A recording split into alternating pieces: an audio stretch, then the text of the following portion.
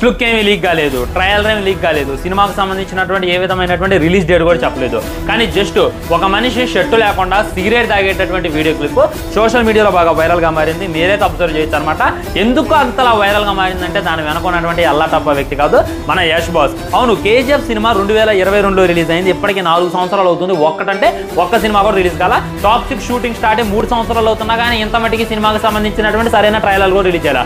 కానీ మొన్న చూసుకున్నట్లయితే ముంబైలో ఒక నౌక మీద నుంచొని మన యష్ బాస్ షర్ట్ లేకుండా సిగరెట్ అయితే తాగుతుండే. ఇదేదో ప్రైవేట్ వీడియో అనుకోమాకండి, ఇది టాక్సిక్ సంబంధించినటువంటి మేకింగ్ వీడియో. తెక్కరైగా అక్కడ ఉన్నటువంటి అభిమానులు అయితే లీక్ చేశారనమాట. ఇంకా ఇది చూసి అందరికీ కూడా దిమ్మ తిరిగింది.